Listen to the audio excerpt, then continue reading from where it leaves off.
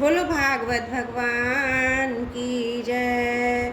अष्टम स्कंद 21वां अध्याय, बलि का बांधा जाना। श्री सुखदेव जी कहते हैं, परीक्षित भगवान का चरण कमल सत्यलोक में पहुंच गया। उसके नक्षचंद्र की छटा से सत्यलोक की आभा फीकी पड़ गई। स्वयं ब्रह्मा भी उनके प्रकाश में डूब से गए। उन्होंने मरीचि आदि ऋषियों, सनंदन आदि नैष्ठिक ब्रह्मचारियों, बड़े बड़े योगियों के साथ भगवान के चरण कमल की अगवानी की। वेद उपवेद नियम यम तर्क इतिहास वेदांग और पुराण संहिताएं, जो ब्रह्मलोक में मूर्तिमान होकर निवास करते हैं, तथा जिन लोगों ने योग रूप वायु से ज्ञान अग्नि को प्रज्वलित करके कर्मफल को भस्म कर डाला है, वे महात्मा सब ने भगवान के चरण कमलों की वंदना की। इसी चरण कमल की स्मरण की महिमा से ये सब कर्म के द्वारा प्राप्त न होने योग्य ब्रह्मा जी के धाम में पहुँचे हैं। भगवान ब्रह्मा की कीर्ति बड़ी पवित्र है। वे विष्णु भगवान के नाभि कमल से उत्पन्न हुए हैं। अगवानी करने के बाद उन्होंने स्वयं विश्वरूप भगवान के ऊपर उठे हुए चरण का अग्रपाद से पूजन किया, प्रक्षालन किया। पूजा करके बड़े प्रेम और भक्ति से उन्होंने भगवान की स्तुति की। परीक्षित, ब्रह्मा के कमंडल का वही जल विश्वरूप भगवान के पांव पखारने से पवित्र होने के कारण उन गंगा जी के रूप में परिणित हो गया, जो आकाश मार्ग से पृथ्वी पर गिरकर तीनों लोकों को पवित्र करती हैं। ये गंगा जी क्या है? भगवान की मूर्तिमान उज्ज्वल कीर्ति। जब भगवान ने अपने स्वरूप को कुछ छोटा कर लिया, अपनी विभूतियों को कुछ समेट लिया, तब ब्रह्मा ने अपने लोकपालों ने अपने अनुचरों के साथ बड़े आदर भाव से अपने स्वामी भगवान को अनेकों प्रकार की भेंटें समर्पित की। उन लोगों ने जल उपहार, माला, दिव्य गंधों से भरे अंगराग, सुगंधित धूप दीप, खील, अक्षत, फल, अंकुर, भगवान की महिमा और प्रभाव से युक्त स्त्रोत, जय घोष, नृत्य, बाजे गाजे, गान और शंख और धुंदुबी के शब्दों से भगवान की आराधना की। उस समय ऋक्षराज जाम्बान मन के वह समान वेग से दौड़कर सब दिशाओं में मेरी बजा बजा कर भगवान की मंगल में विजय विजय की घोषणा कराए। दैत्यों ने देखा कि वामन जी ने 3 पग पृथ्वी मांगने के बहाने सारी पृथ्वी छीन ली। तब वे सोचने लगे कि हमारे स्वामी बलि इस समय यज्ञ में दीक्षित हैं, वे तो कुछ कहेंगे नहीं। इसलिए बहुत चिढ़कर भी आपस में कहने लगे, अरे ये ब्राह्मण नहीं है, यह सबसे बड़ा मायावी विष्णु है।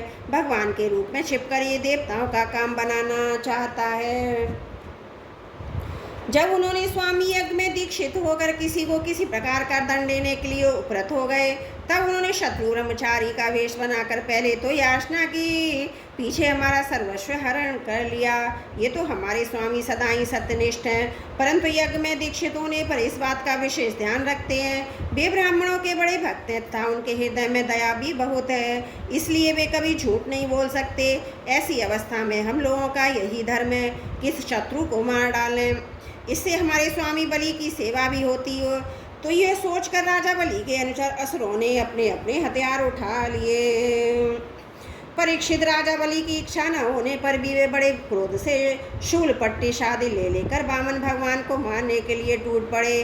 परीक्षित, जब विष्णु भगवान के पार्षदों ने देखा कि दैत्यों के सेनापति आक्रमण करने के लिए दौड़े आ रहे हैं, तब उन्होंने हंसकर अपने अपने शस्त्र उठा लिए, उन्हें रोक दिया। नंद, सुनंद, जय, विजय, प्रबल, बल, कुमुद, कुमुदाक्ष, विश्ववक, सेन, करुण, जयंत, शतदेव, पुष्पदंत और सात्वत, ये सभी भगवान के पार्षद 10-10 हजार हाथियों का बल रखते हैं। वे असुरों की सेना का संहार करने लगे। जब राजा बलि ने देखा कि भगवान के पार्षद मेरे सैनिकों को मार रहे हैं, वे भी क्रोध में भरकर उनसे लड़ने के लिए तैयार हो रहे हैं, तो उन्होंने शुक्राचार्य के शाप का स्मरण करके उन्हें युद्ध करने से रोक दिया। उन्होंने विपरीचित, राहु, नेमी आदि दैत्यों को संबोधित करके कहा, भाइयों मेरी बात सुनो, लड़ो मत, वापस लौट आओ। यह समय हमारे कार्य के अनुकूल नहीं है। दैत्यों, जो काल समस्त प्राणियों को सुख और दुख देने की सामर्थ्य रखता है, उसे यदि कोई पुरुष चाहे कि मैं अपने प्रयत्नों से दबा दूं, तो वह उसकी शक्ति से बाहर है। जो पहले हमारी उन्नति और देवताओं की अवनति के कारण हुए थे, वही काल भगवान अब उनकी उन्नति और हमारी अवनति के कारण हो रहे हैं। बल, मंत्री, बुद्धि, दुर्ग, मंत्र, औषधि, समाधि, उपाय, इनमें से किसी भी साधन के द्वारा, उन सब के द्वारा मनुष्य काल पर विजय नहीं प्राप्त कर सकता। जब देव तुम लोगों के अनुकूल था, तब तुम लोगों ने भगवान के इन पार्षदों को कई बार जीत लिया था, पर देखो आज वे ही युद्ध में हम पर विजय प्राप्त करके सिंहनाद कर रहे हैं। यदि देव हमारे अनुकूल हो जाएगा तो हम भी उन्हें जीत लेंगे। इसलिए इस समय की प्रतीक्षा करो जो हमारी कार्य सिद्धि के लिए अनुकूल हो। श्री सुखदेव जी कहते हैं, परीक्षित, अपने स्वामी बलि की बात सुनकर भगवान के पार्षदों ने हारे हुए दानव दैत्य सेनापति रसातल में चले गए।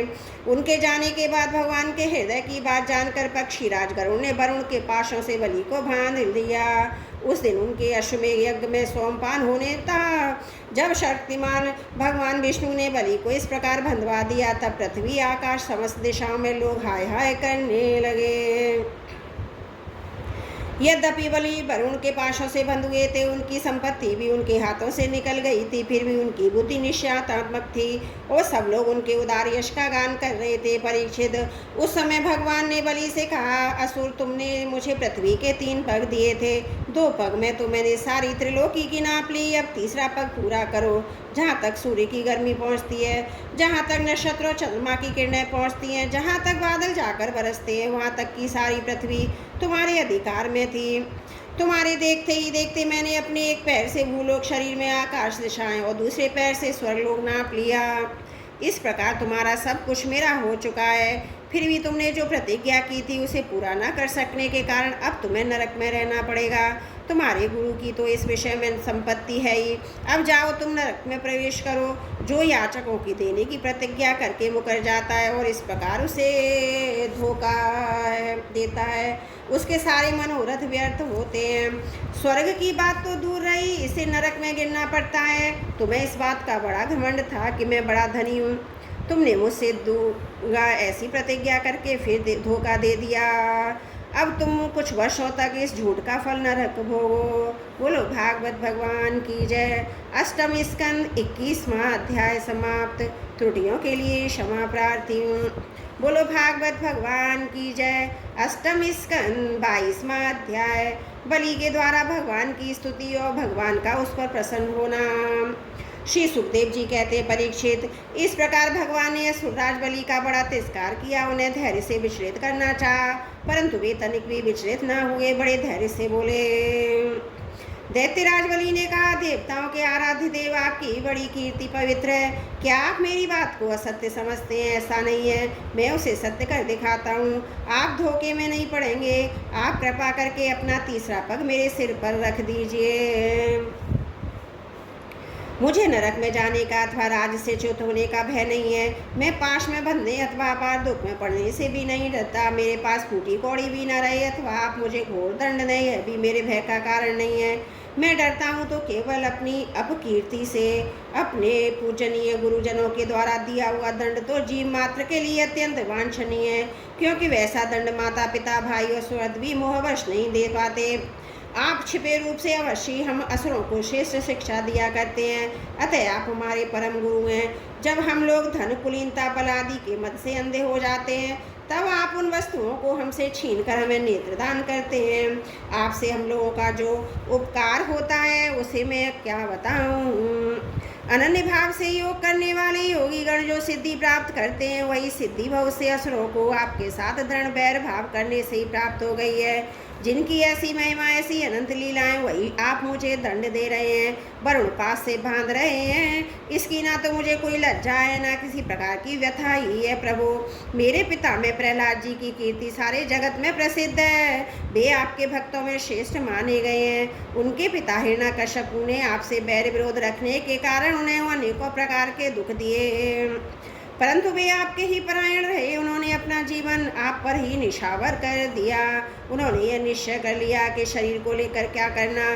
जब यह एक न एक दिन साथ छोड़ ही देता है तो धन संपत्ति लेने के लिए स्वजन बने हुए हैं। उन डाकुओं से अपना स्वार्थ ही क्या है। पत्नी से भी क्या लाभ है जब वह जन्म मृत्यु रूप संसार के चक्र में डालने वाली ही है। जब मर ही जाना है तब घर से मोह करने में भी क्या स्वार्थ है। इन सब वस्तुओं में उलझ जाना तो केवल अपनी आयु खो देना है।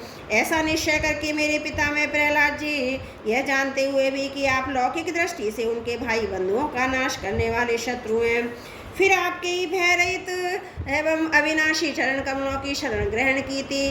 क्यों न हो वे संसार से परम विरक्ताघात बोध संपन्न उदार हृदय संत शिरोमणि जो हैं, आप उस दृष्टि से मेरे भी शत्रु हैं। फिर भी विधाता ने मुझे बलाते ऐश्वर्य लक्ष्मी से अलग करके आपके पास पहुंचा दिया है। अच्छा हुआ, क्योंकि ऐश्वर्य लक्ष्मी के कारण जीव की बुद्धि जड़ हो जाती है। वह यह नहीं समझ पाता कि मेरा ये जीवन मृत्यु के पंजे में पड़ा हुआ अनित्य है। श्री सुखदेव जी कहते हैं, परीक्षित, राजा बलि इस प्रकार कह ही रहे थे कि उन्हें उदय होते हुए चंद्रमा के समान भगवान के प्रेम पात्र प्रहलाद जी वहाँ आ पहुँचे। राजा बलि ने देखा, मेरे पिता में बड़े शील संपन्न है, कमल के समान कोमल नेत्र, लंबी लंबी भुजाएं, सुंदर ऊंचे श्यामल शरीर पर पीतांबर धारण किए हुए हैं। बलि इस समय वरुण पाश में बंधे हुए थे, इसलिए प्रहलाद जी के आने पर जैसे पहले भी उनकी पूजा किया करते थे उस प्रकार न कर सके। उनके नेत्र आंसुओं से चंचल हो उठे, लज्जा के मारे मुंह नीचा हो गया। उन्होंने केवल सिर झुकाकर उन्हें नमस्कार किया। प्रहलाद जी ने देखा कि भक्त वत्सल भगवान वहीं विराजमान है, सुनंद नंद और पार्षद उनकी सेवा कर रहे हैं। प्रेम के उद्रेक से प्रहलाद जी का शरीर पुलकित हो गया, उनकी आंखों में आंसू झलक आए। वे आनंदपूर्ण हृदय से सिर झुकाए अपने स्वामी के पास गए और पृथ्वी पर सिर टेक कर उन्हें साष्टांग प्रणाम किया। प्रहलाद जी ने कहा, प्रभु, आपने ही बलि को एवं ऐश्वर्यपूर्ण इंद्र पद दिया था, अब आज आपने ही इसे छीन लिया। आपका देना जैसा सुंदर है वैसा सुंदर लेना भी है। मैं समझता हूँ कि आपने इस पर बड़ी भारी कृपा की है, जो आत्मा को मोहित करने वाली राजलक्ष्मी से इसे अलग कर दिया।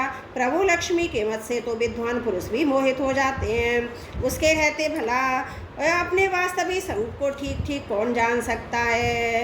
अतः उस लक्ष्मी को छीनकर महान उपकार करने वाले समस्त जगत के महान ईश्वर सबके हृदय में विराजमान और सबके परम साक्षी श्री नारायण देव को मैं नमस्कार करता हूँ। श्री सुखदेव जी कहते हैं, परीक्षित, प्रहलाद जी अंजलि बांध कर खड़े थे। उनके सामने ही भगवान ब्रह्मा जी ने वामन भगवान से कुछ कहना चाहा, परंतु इतने में ही राजा बलि की परम साध्वी पत्नी विंध्यावली ने अपने पति को बंधा देखकर भयभीत हो भगवान के चरणों में प्रणाम किया। हाथ जोड़ मुंह नीचा कर वह भगवान से बोली। विंध्यावली ने कहा, प्रभु, आपने अपनी क्रीड़ा के लिए ही सब संपूर्ण जगत की रचना की है। जो लोग कुबुद्धि हैं वे ही अपने को इसका स्वामी मानते हैं। जब आपके ही इसके कर्ता भरता और संहर्ता हैं, तब आपकी माया से मोहित होकर अपने को झूठ मूठ करता मानने वाले निर्लज्ज आपको समर्पण क्या करेंगे। ब्रह्मा जी ने कहा, समस्त प्राणियों के जीवन दाता, उनके स्वामी जगत स्वरूप देवादिदेव प्रभु, अब आप इसे छोड़ दीजिए। आपने इसका सर्वस्व लिया, अतः यह दंड का पात्र नहीं है। इसने अपनी सारी भूमि पुण्य कर्मों में उपार्जित स्वर्ग आदि लोक अपना सर्वस्व आत्मा तक आपको समर्पित कर दी। ऐसा करते समय इनकी बुद्धि स्थिर रही, यह धैर्य से च्युत नहीं हुआ है। प्रभु, जो मनुष्य सच्चे हृदय से कृपणता छोड़कर आपके चरणों में जल का अर्घ देता है और केवल दुर्वा दल से भी आपकी सच्ची पूजा करता है, उसे भी उत्तम गति की प्राप्त होती है। फिर बलि ने तो बड़ी प्रसन्नता से धैर्य और स्थिरता पूर्वक आपको त्रिलोकी का दान कर दिया है, तब यह दुख का भागी कैसे हो सकता है। शिव भगवान ने कहा, ब्रह्मा जी, मैं जिस पर कृपा करता हूँ उसका धन छीन लिया करता हूँ, क्योंकि जब मनुष्य धन की मत से मतवाला हो जाता है तब मेरा और लोगों का तिरस्कार करने लगता है। यह जीव अपने कर्मों के कारण विवश होकर अनेक योनियों में भटकता रहता है। जब कभी मेरी बड़ी कृपा से मनुष्य का शरीर प्राप्त करता है, मनुष्य योनि में जन्म लेकर यदि कुलीनता, कर्म और अवस्था रूप विद्या, ऐश्वर्य, धन आदि के कारण घमंड न हो जाए तो समझना चाहिए कि मेरी बड़ी ही कृपा है। कुलीनता आदि बहुत से ऐसे कारण हैं जो अभिमान, दृढ़ता आदि उत्पन्न करके मनुष्य को कल्याण के समस्त साधनों से वंचित कर देते हैं, परंतु जो मेरे शरणागत होते हैं वे इनसे मोहित नहीं होते हैं। यह बलि दानव और दैत्य दोनों वंशों में अग्रगण्य और इनकी कीर्ति बढ़ाने वाला है। इसने इस माया पर विजय प्राप्त कर ली है जिसे जीतना अत्यंत कठिन है। तुम देख ही रहे हो, इतना दुख भोगने पर भी यह मोहित नहीं हुआ है। इसका धन छीन लिया, राजपद से अलग कर दिया, तरह तरह के आक्षेप किए, शत्रुओं ने बांध लिया, भाई बंधु छोड़कर चले गए। इतनी यातनाएं भोगनी पड़ी, यहाँ तक कि गुरुदेव ने भी इसको डांटा फटकारा और शाप तक दे दिया, परंतु इस दृढ़तावती ने प्रतिज्ञा नहीं छोड़ी। मैंने इससे छल भरी बातें की, मन में छल रखकर धर्म का उपदेश दिया, परंतु इस सत्यवादी ने अपना धर्म ना छोड़ा। अतः मैंने इसे वह स्थान दिया जो बड़े बड़े देवताओं को भी बड़ी कठिनाइयों से प्राप्त होता है। सावर्णी मनवंतर में यह मेरा परम भक्त इंद्र होगा। जब तक यह विश्वकर्मा के बनाए हुए सुतल लोक में रहे, वहाँ रहने वाले लोग मेरी कृपा दृष्टि का अनुभव करते हैं, इसलिए उन्हें शारीरिक तथा मानसिक रोग, थकावट, तंद्रा, बाहरी या भीतरी शत्रुओं से पराजय, किसी प्रकार के विघ्नों का सामना नहीं करना पड़ता।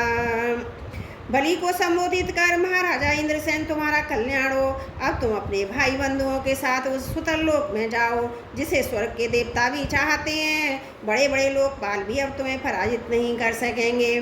दूसरों की तो बात ही क्या है, जो दैत्य तुम्हारी आज्ञा का उल्लंघन करेंगे, मेरा चक्र उनसे टुकड़े टुकड़े कर देंगे। मैं तुम्हारे अनुचरों की और भोग सामग्री की भी सब प्रकार के विघ्नों से रक्षा करूँगा। वीरबली, तुम मुझे वहाँ सदा सर्वदा अपने पास ही देखोगे। दानव और दैत्यों के संग संग से तुम्हारा जो कुछ आसुर भाव होगा वह मेरे प्रभाव से तुरंत दब जाएगा और नष्ट हो जाएगा।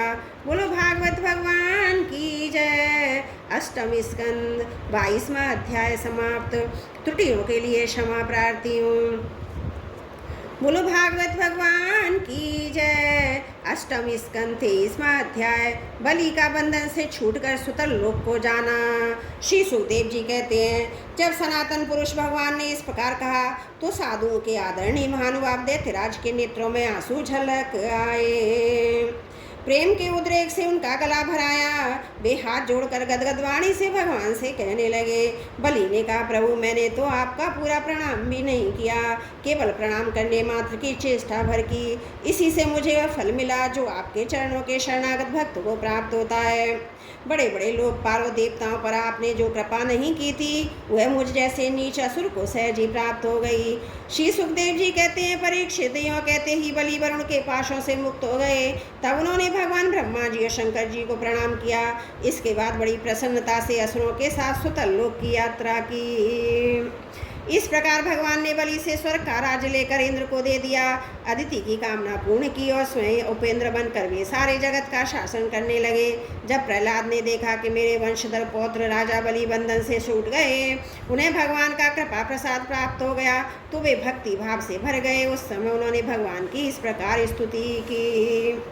प्रहलाद जी ने कहा, प्रभु ये कृपा प्रसाद तो कभी ब्रह्मा जी, लक्ष्मी जी और शंकर जी को भी नहीं प्राप्त होता, तब तुम्हारी दूसरी बात ही क्या है। अहो विश्वबंद ब्रह्मा आदि भी उनके चरणों की वंदना करते रहते हैं, वही आप हम असुरों के दुर्गपाल किरेदार हो गए। शरणागत वत्सल प्रभु, ब्रह्मा आदि लोकपाल आपके चरण कमलों का मकरंद रस सेवन करने के कारण सृष्टि रचना की शक्ति और अनेक विभूतियाँ प्राप्त करते हैं। हम लोग तो जन्म से ही खलो कुमारगामी हैं, हम पर आपकी ऐसी अनुग्रह पूर्ण दृष्टि कैसे हो गई जो आप हमारे द्वारपाल ही बन गए। आपने अपनी योग माया से खेल खेल में त्रिभुवन की रचना कर दी। आप सर्वज्ञ सर्वात्मा और समदर्शी हैं, फिर भी आपकी लीलाएं बड़ी विलक्षण जान पड़ती हैं। आपका स्वभाव कल्प वृक्ष समान है, क्योंकि आप अपने भक्तों से अत्यंत प्रेम करते हैं। इसी से कभी कभी उपासकों के प्रति पक्षपात, विमुखों के प्रति निर्दयता भी आप में देखी जाती है। श्री भगवान ने कहा, बेटा प्रहलाद, तुम्हारा कल्याण हो, अब तुम भी सुतल लोक में जाओ, वहाँ अपने पौत्र बलि के साथ आनंद पूर्वक रहो, जाति बंधनों को सुखी करो। वहाँ तुम मुझे नित्य ही गदा हाथ में लिए खड़ा देखोगे। मेरे दर्शन के परमानंद में मगन रहने के कारण तुम्हारे सारे कर्म बंधन नष्ट हो जाएंगे। श्री सुखदेव जी कहते हैं, परीक्षित, समस्त दैत्य सेना के स्वामी विशुद्ध बुद्धि प्रहलाद जी ने जो आज्ञा कहकर हाथ जोड़कर भगवान का आदेश मस्तक पर चढ़ाया, फिर उन्होंने बलि के साथ आदि पुरुष भगवान की परिक्रमा की, उन्हें प्रणाम किया, उनसे अनुमति लेकर सुतल लोक की ओर यात्रा की। परीक्षित, उस समय भगवान श्रीहरि ने ब्रह्मादि ऋतुवजों की सभा में अपने पास ही बैठे हुए शुक्राचार्य से कहा, ब्रह्मन आपका शिष्य यज्ञ कर रहा था, उसमें जो त्रुटि रह गई है उसे आप पूर्ण कर दीजिए, क्योंकि कर्म करने में जो कुछ भूल चूक हो जाती है वह ब्राह्मणों की कृपा दृष्टि से सुधर जाती है। शुक्राचार्य जी ने कहा, भगवान, जिसने अपना समस्त कर्म समर्पित करके सब प्रकार से यज्ञेश्वर यज्ञ पुरुष आपकी पूजा की है, उसके कर्म में कोई त्रुटि, कोई विषमता कैसे रह सकती है? क्योंकि मंत्रों की अनुष्ठान पद्धति के देश, काल, पात्र, वस्तु की सारी भूलें आपके नाम संकीर्तन मात्र से सुधर जाती हैं। आपका नाम सारी त्रुटियों को पूर्ण कर देता है। तथापि अनंत जब आप स्वयं कह रहे हैं, तब मैं आपकी आज्ञा का अवश्य पालन करूंगा। मनुष्य के सबसे बड़ा कल्याण का साधन यही है, वह आपकी आज्ञा का पालन करे। श्री सुखदेव जी कहते हैं, भगवान शुक्राचार्य ने भगवान श्रीहरि की यह आज्ञा स्वीकार करके दूसरे ब्रह्म ऋषियों के साथ बलि के यज्ञ में जो कमी रह गई थी उसे पूर्ण किया। परीक्षित, इस प्रकार वामन भगवान ने बलि से पृथ्वी की भिक्षा मांगकर बड़े भाई इंद्र को स्वर्ग का राज्य दिया, जिसे उनके शत्रुओं ने छीन लिया था। इसके बाद प्रजापतियों के स्वामी ब्रह्मा जी ने देवर्षि, पितर मनु, दक्ष प्रभु, अंगिरा, सनत कुमार और शंकर जी के साथ कश्यप एवं अदिति की प्रसन्नता के लिए, संपूर्ण प्राणियों के अभ्युदय के लिए, समस्त लोक और लोकपालों के स्वामी के पद पर वामन भगवान का अभिषेक कर दिया। परीक्षित, वेद, समस्त देवता, धर्म, यश, लक्ष्मी, मंगल, व्रत, स्वर्ग, अपवर्ग सबके रक्षक के रूप में सबके परम कल्याण के सर्वशक्तिमान वामन भगवान को उन्होंने उपेंद्र का पद दिया। उस समय सभी प्राणियों को अत्यंत आनंद हुआ। इसके बाद ब्रह्मा जी की अनुमति से लोकपालों के साथ देवराज इंद्र ने वामन भगवान की सबसे आगे विमान पर बिठाया अपने साथ स्वर्ग ले गए। इंद्र को एक ही तो त्रिभुवन का राज्य मिल गया और दूसरे वामन भगवान के कर कमलों की छत्र छाया। सर्वश्रेष्ठ ऐश्वर्य लक्ष्मी उनकी सेवा करने लगी। वे निर्भय होकर आनंद उत्सव मनाने लगे। ब्रह्मा, शंकर, सनत कुमार, भृगु आदि मुनि, पितर, सारे भूत, सिद्ध और विमान रोही देवगण भगवान के इस परम अद्भुत एवं अत्यंत महान कर्म का गान करते हुए अपने अपने लोक को चले गए और सबने अदिति की भी बड़ी प्रशंसा की। परीक्षित, तुम्हें मैंने भगवान की यह सब लीला सुनाई, इससे सुनने वालों के सारे पाप छूट जाते हैं। भगवान की लीलाएं अनंत हैं, उनकी महिमा अपार है। जो मनुष्य उसका पार पाना चाहता है वह मानो पृथ्वी के परमाणुओं को गिन डालना चाहता है।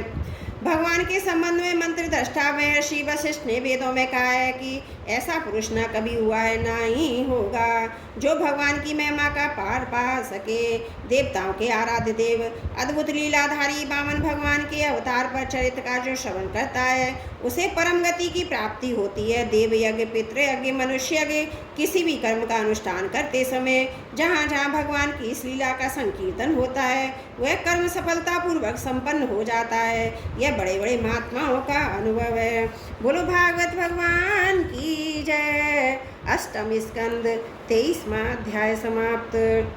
त्रुटियों के लिए क्षमा प्रार्थी हूँ। बोलो भागवत भगवान की जय। अष्टम स्कंद 24वां अध्याय, भगवान के मत्स्य अवतार की कथा। राजा परीक्षित ने पूछा, भगवान के कर्म बड़े अद्भुत हैं। उन्होंने कई बार अपनी योग माया से मत्स्य अवतार धारण करके बड़ी सुंदर लीला की थी। मैं उनके उसी आदि अवतार की कथा सुनना चाहता हूँ। भगवान मत्स्य योनि एक तो ये ही लोक निंदित है, दूसरे तमोगुणी और सह परतंत्रता से युक्त भी है। सर्वशक्तिमान होने पर भी भगवान ने कर्म बंधन में बंधे हुए जीव की तरह तरह से मत्स्य का रूप क्यों धारण किया? भगवान महात्माओं के कीर्तनीय भगवान का चरित्र समस्त प्राणियों को सुख देने वाला है। आप कृपा करके उनकी यह सब लीला हमारे सामने पूर्ण रूप से वर्णन कीजिए। सूत जी कहते हैं, शौनक आदि ऋषियों, जब राजा परीक्षित ने भगवान श्री सुखदेव जी से यह प्रश्न किया तब उन्होंने विष्णु भगवान का यह चरित्र जो उन्होंने मत्स्य अवतार धारण करके किया था वर्णन किया। श्री सुखदेव जी कहते हैं, परीक्षित हो तो भगवान सबके एकमात्र प्रभु हैं, फिर भी वे गौ, ब्राह्मण, देवता, साधु, वेद, धर्म, अर्थ की रक्षा के लिए शरीर धारण किया करते हैं। वे सर्वशक्तिमान प्रभु वायु की तरह नीचे ऊंचे, छोटे बड़े सभी प्राणियों में अंतर्यामी रूप से लीला करते हैं, परंतु उन प्राणियों के बुद्धिगत गुणों से वे छोटे बड़े ऊंचे नीचे नहीं हो जाते, क्योंकि वे वास्तव में समस्त प्राकृत गुणों से रहित निर्गुण हैं। परीक्षित, पिछले कल्प के अंत में ब्रह्मा जी सो जाने के कारण ब्रह्म नामक नैमित्तिक प्रलय हुआ था। उस समय भूलोक आदि सारे लोक समुद्र में डूब गए थे। प्रलय काल आ जाने के कारण ब्रह्मा जी को नींद आ रही थी। वे सोना चाहते थे। उसी समय वेद उनके मुख से निकल पड़े। उनके पास ही रहने वाले हैग्रीव नामक बलि दैत्य ने उन्हें योग बल से चुरा लिया। सर्वशक्तिमान भगवान श्रीहरि ने दानवराज हैग्रीव की वह चेष्टा जान ली, इसलिए उन्होंने मत्स्य अवतार ग्रहण किया। परीक्षित, उस समय सत्यवत नाम के एक बड़े उदार और भगवत प्राण राजऋषि केवल जल पीकर तपस्या कर रहे थे। वहीं सत्यव्रत वर्तमान महाकल्प में विवस्वान सूर्य के पुत्र शातदेव के नाम से विख्यात हुए। उन्हें भगवान ने वैवस्वत मनु बना दिया। एक दिन वे राजऋषि कृतमाला नदी में जल से तर्पण कर रहे थे। उसी समय उनकी अंजलि के जल में एक छोटी सी मछली आ गई। परीक्षित द्रविड़ देश के राजा सत्यव्रत ने अपनी अंजलि में आई हुई मछली को उसके जल के साथ फिर से नदी में डाल दिया। उस मछली ने बड़ी करुणा के साथ परम दयालु राजा सत्यव्रत से कहा, राजन, आप बड़े दीन दयालु हैं। आप जानते ही हैं कि जल में रहने वाले जंतु अपनी जाति वालों को भी खा डालते हैं। मैं उनके भय से अत्यंत व्याकुल हो रही हूँ। आप मुझे फिर इस नदी के जल में क्यों छोड़ रहे हैं? राजा सत्यव्रत को इस बात का पता नहीं था। स्वयं भगवान मुझ पर प्रसन्न होकर कृपा करने के लिए मछली के रूप में पधारे हैं, इसलिए उन्होंने इस मछली की रक्षा का मन ही मन संकल्प किया। राजा सत्यव्रत ने उस मछली की अत्यंत दीनता से भरी बात सुनकर बड़ी दया से उसे अपने पात्र के जल में रख लिया और अपने आश्रम पर ले आए। आश्रम पर लाने के बाद एक रात में ही मछली उस कमंडल में इतनी बढ़ गई कि उसमें उसके लिए स्थान ही न रहा। उस समय मछली ने राजा से कहा, अब तो इस कमंडल में मैं कष्टपूर्वक भी नहीं रह सकती, अतः मेरे लिए कोई बड़ा सा स्थान नियत कर दें जहाँ मैं सुखपूर्वक रह सकूं। राजा सत्यव्रत ने मछली को कमंडल से निकालकर एक बहुत बड़ी पानी के मटके में रख दिया, परंतु वहाँ डालने पर मछली 2 ही घड़ी में 3 हाथ बढ़ गई। फिर उसने राजा सत्यव्रत से कहा, राजन, अब यह मटका भी मेरे लिए पर्याप्त नहीं है, इससे मैं सुखपूर्वक नहीं रह सकती। मैं दूसरी तुम्हारी शरण में हूँ, इसलिए मेरे रहने योग्य कोई बड़ा सा स्थान मुझे दो। परीक्षित सत्यव्रत ने वहाँ से उस मछली को उठाकर एक सरोवर में डाल दिया, परंतु वह थोड़ी ही देर में इतनी बढ़ गई कि उसने एक महामत्स्य का आकार धारण कर उस सरोवर के जल को घेर लिया और कहा, राजन, मैं जलचर प्राणी हूँ, इस सरोवर का जल भी मेरे सुखपूर्वक रहने के लिए पर्याप्त नहीं है, इसलिए आप मेरी रक्षा कीजिए, मुझे किसी अगाध सरोवर में रख दीजिए। मत्स्य भगवान के इस प्रकार कहने पर वो एक एक करके उन्हें कई अटूट जल वाले सरोवरों में ले गए, परंतु जितना बड़ा सरोवर होता उतने ही बड़े वे बन जाते। अंत में उन्होंने उस लीला मत्स्य को समुद्र में छोड़ दिया। समुद्र में डालते समय मत्स्य भगवान ने सत्यव्रत से कहा, वीर, समुद्र में बड़े बड़े बलि मगर आदि रहते हैं, मुझे खा जाएंगे, इसलिए आप मुझे समुद्र के जल में मत छोड़िए। मत्स्य भगवान की यह मधुर वाणी सुनकर राजा सत्यव्रत मोहमुग्ध हो गए। उन्होंने कहा, मत्स्य का रूप धारण करके मुझे मोहित करने वाले आप कौन हैं? आपने एक ही दिन में 400 कोस के विस्तार का सरोवर घेर लिया। आज तक ऐसी शक्ति रखने वाला जलचर जीव तो ना मैंने कभी देखा था, ना सुना ही था। अवश्य आप साक्षात सर्वशक्तिमान सर्वंतर्यामी अविनाशी श्री हरि हैं। जीवों पर अनुग्रह करने के लिए ही आपने जलचर का रूप धारण किया है। पुरुषोत्तम, आप जगत की उत्पत्ति, स्थिति और प्रलय के स्वामी हैं। आपको मैं नमस्कार करता हूँ। प्रभु, इस शरणागत भक्तों के लिए आप ही आत्मा और आश्रय। यद्यपि आपके सभी लीला अवतार प्राणियों के अभ्युदय के लिए ही होते हैं, तथापि मैं यह जानना चाहता हूँ कि आपने ये प्रेम किस उद्देश्य से ग्रहण किया है। कमल नयन प्रभु जैसे देहादि अनात्म पदार्थों में अपनेपन का अभिमान करने वाले संसारी पुरुषों का आश्रय व्यर्थ होता है, उस प्रकार आपके चरणों की शरण तो व्यर्थ ही हो नहीं सकती, क्योंकि आप आपके अहेतुक प्रेमी परम प्रिय प्रियतम आत्मा हैं। आपने इस समय जो रूप धारण करके हमें दर्शन दिया, यह बड़ा ही अद्भुत है। श्री सुखदेव जी कहते हैं, परीक्षित भगवान अपने अनन्य प्रेमी भक्तों पर अत्यंत प्रेम करते हैं। जब जगतपति मत्स्य भगवान ने अपने प्यारे भक्त राजर्षि सत्यव्रत की यह प्रार्थना सुनी, तो उनका प्रिय और हित करने के लिए साथ ही कल्पनांत के प्रलयकालीन समुद्र में विहार करने के लिए उनसे कहा। श्री भगवान ने कहा, सत्यव्रत, आज से 7वें दिन भूलोक और आदि तीनों लोग प्रलय के समुद्र में डूब जाएंगे। उस समय जब तीनों लोग प्रलयकारी जल राशि में डूबने लगेंगे, तब मेरी प्रेरणा से तुम्हारे पास एक बहुत बड़ी नौका आएगी। उस समय तुम समस्त प्राणियों के सूक्ष्म शरीरों को लेकर सप्तऋषियों के साथ उस नौका पर चढ़ जाना और समस्त धान्य और छोटे बड़े अन्य प्रकार के बीजों को साथ रख लेना। उस समय सब एकमात्र महासागर लहराता हुआ होगा, प्रकाश नहीं होगा, केवल ऋषियों की दिव्य ज्योति के सहारे ही बिना किसी प्रवाह की विकलता के तुम उस बड़ी नाव पर चढ़कर चारों ओर विचरण करना। जब प्रचंड आंधी चलने के कारण नाव डगमगाने लगेगी, तब मैं भी इसी रूप में वहाँ आ जाऊँगा। तुम लोग बासुकी नाग के द्वारा उस नाव को मेरे सींग पर बांध देना। सत्यव्रत, इसके बाद जब तक ब्रह्मा जी की रात होगी, तब तक मैं ऋषियों के साथ तुम्हें उस नाव में बैठाकर उसे खींचता हुआ समुद्र में विचरण करूँगा। उस समय जब तुम प्रश्न करोगे तब मैं तुम्हें उपदेश दूंगा। मेरे अनुग्रह से मेरी वास्तविक महिमा, जिसका नाम पर ब्रह्म है, तुम्हारे हृदय में प्रकट हो जाएगी। तुम इसे ठीक ठाक जान लोगे। भगवान राजा सत्यव्रत को यह आदेश देकर अंतर ध्यान हो गए। अतएव राजा सत्यव्रत उसी समय की प्रतीक्षा करने लगे जिसके लिए भगवान ने आज्ञा दी थी। कुशों का अग्रभाग पूर्व की ओर करके राजऋषि सत्यव्रत उन पर सर्वोत्तम मुख से बैठ गए। मत स्वरूप भगवान के चरणों का चिंतन करने लगे। इतने में ही भगवान का बता हुआ समय आ पहुंचा।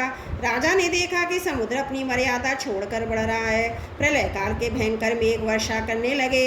देखते ही देखते सारी पृथ्वी डूबने लगी। तब राजा ने भगवान की आज्ञा का स्मरण किया और देखा कि नाम में भी आ गई है। तब भी धान्य और अन्य बीजों को लेकर सप्तऋषि के साथ उस पर सवार हो गए। सप्तऋषियों ने बड़े प्रेम से राजा सत्यव्रत से कहा, राजन, तुम भगवान का ध्यान करो, वे ही हमें इस संकट से बचाएंगे, हमारा कल्याण करेंगे। उनकी आज्ञा से राजा ने भगवान का ध्यान किया। उसी समय उस महान समुद्र में मत्स्य के रूप में भगवान प्रकट हुए।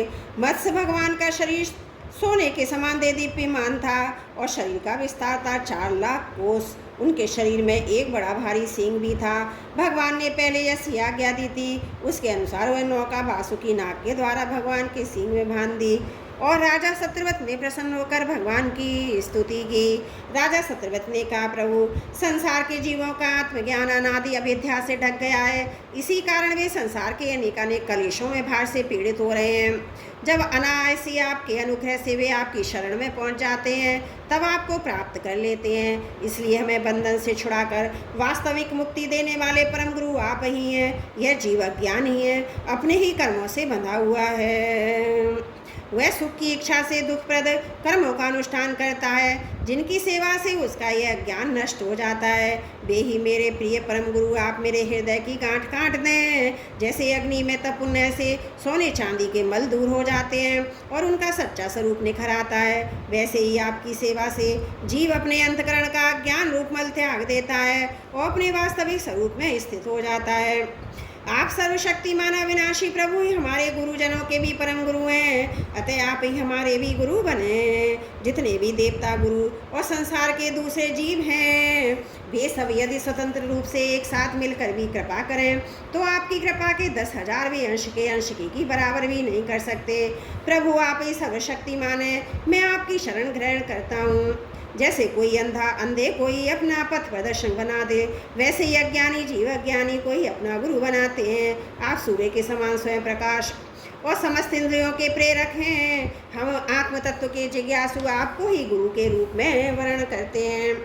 अज्ञानी मनुष्य अज्ञानियों को जिस ज्ञान का उपदेश करता है वह तो अज्ञान ही है। उसके द्वारा संसार रूप घोर अंधकार की अधिकाधिक प्राप्ति होती है, परंतु आप तो उस अविनाशी और अमोघ ज्ञान का उपदेश करते हैं जिससे मनुष्य अनायास ही अपने वास्तविक स्वरूप को प्राप्त कर लेता है। आप सारे लोक के स्वर्ग प्रियतम ईश्वर और आत्मा हैं। गुरु उसके द्वारा प्राप्त होने वाला ज्ञान और अभिष्ट की सिद्धि भी आपका ही स्वरूप है। फिर भी कामनाओं के बंधन में जकड़े जाकर लोग अंधे हो रहे हैं। उन्हें इस बात का पता ही नहीं है कि आप उनके हृदय में ही विराजमान हैं। आप देवताओं के भी आराध्य देव हैं, पूजनीय परमेश्वर हैं। मैं आपसे ज्ञान प्राप्त करने के लिए आपकी शरण में आया हूँ। भगवान, आप परमार्थ को प्रकाशित करने वाली अपनी वाणी के द्वारा मेरे हृदय की ग्रंथि काट डालिए, अपने स्वरूप को प्रकाशित कीजिए। श्री सुखदेव जी कहते हैं, परीक्षित, जब राजा सत्यव्रत ने इस प्रकार प्रार्थना की तब मत्स्यधारी पुरुषोत्तम भगवान ने प्रलय के समुद्र में विहार करते हुए ने आत्म तत्व का उपदेश किया। भगवान ने राजर्षि सत्यव्रत को अपने स्वरूप के संपूर्ण रस का वर्णन करते हुए ज्ञान भक्ति कर्म योग से परिपूर्ण दिव्य पुराण का उपदेश किया, जिसको मत्स्य पुराण कहते हैं। सत्यव्रत ने ऋषियों के साथ नाव में बैठे हुए ही संदेह रहित होकर भगवान के द्वारा उपदिष्ट सनातन पर ब्रह्म आत्म तत्व का श्रवण किया। इसके बाद जब वो पिछले प्रलय का अंत हो गया और ब्रह्मा जी की नींद टूटी, तब भगवान ने हैग्रीव असुर को मारकर उससे वेद छीन लिए, ब्रह्मा जी को दे दिए। भगवान की कृपा से राजा सत्यव्रत ज्ञान और विज्ञान से संयुक्त होकर इस कल्प में वैवस्य मत मनु हुए। अपनी योग माया से मत्स्य रूप धारण करने वाले भगवान विष्णु और राजऋषि सत्यव्रत का यह संवाद एवं श्रेष्ठ आख्यान सुनकर मनुष्य सब प्रकार के पापों से मुक्त हो जाता है जो मनुष्य भगवान के इस अवतार का प्रतिदिन कीर्तन करता है उसके सारे संकल्प सिद्ध हो जाते हैं, उसे परम गति की प्राप्ति होती है। प्रलयकालीन समुद्र में जब ब्रह्मा जी सो गए थे, उनकी षष्ठी शक्ति लुप्त हो गई थी। उस समय उनके मुख से निकली हुई श्रुतियों को चुराकर हयग्रीव दैत्य पाताल में ले गया था। भगवान ने उसे मारकर वो श्रुतियाँ ब्रह्मा जी को लौटा दी। अब सत्यव्रत तथा सप्त ऋषियों को ब्रह्म तत्व का उपदेश किया। उन समस्त जगत के परम कल्याण लीला मत्स्य भगवान को मैं नमस्कार करता हूँ। बोलो भागवत भगवान की जय। अष्टम स्कंद समाप्त। हरिओम तत्सत। त्रुटियों के लिए क्षमा प्रार्थी हूँ।